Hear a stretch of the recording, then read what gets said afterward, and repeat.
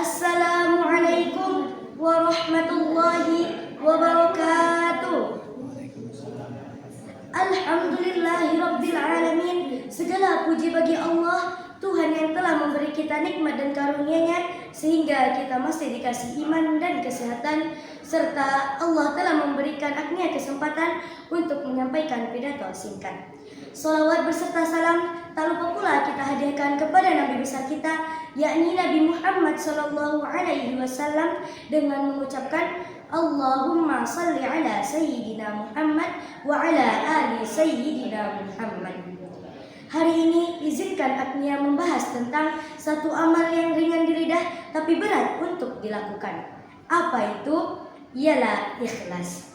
Ikhlas adalah melakukan sesuatu hanya karena Allah, bukan karena ingin dipuji, bukan karena ingin dianggap keren, dan bukan karena takut dicela. Sebagaimana Allah berfirman dalam surah Al-Baqarah ayat 5 yang berbunyi, A'udzu billahi minasy syaithanir rajim. Wa ma umiru illa liya'budullaha mukhlishina lahuddin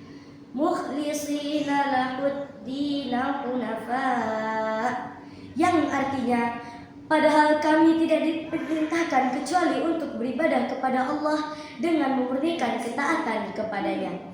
Jelas bahwa dari firman Allah tersebut kita membuat kebaikan hanya untuk berharap kepada Allah, bukan karena ria atau ingin dipuji. Contoh, sholat tapi ingin berharap dipuji orang lain, sedekah lalu difoto dan diupload agar mendapatkan like, membantu teman agar terlihat baik. Itu semua adalah ujian dari ikhlas. Zaman sekarang ujian kita berat. Media sosial dapat membuat kita terlihat baik daripada benar-benar baik.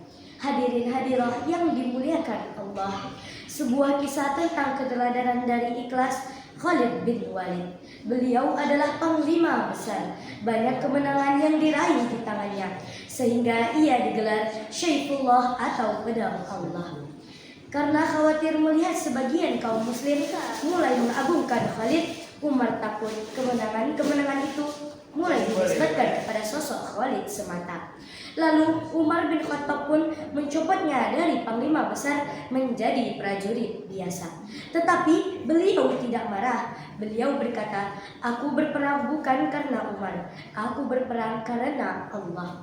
Bayangkan, dari panglima menjadi prajurit biasa, tetapi semangatnya tiada berubah. Itulah ikhlas, tetap semangat walau tidak dipuji, tetap taat walau tidak dilihat. Hadirin hadirat yang dirahmati Allah, kenapa ikhlas itu penting? Karena semua amalan yang kita kerjakan seperti sholat, ibadah, puasa, infak, dan kebaikan yang lainnya, jika tidak disertai dengan ikhlas, itu semua hanya menjadi hangus dan sia-sia. Sebagaimana Allah berfirman dalam surah Al-Furqan ayat 23 yang artinya, dan kami perlihatkan segala amalan yang mereka kerjakan, lalu kami jadikan amalan itu bagaikan debu yang berterbangan.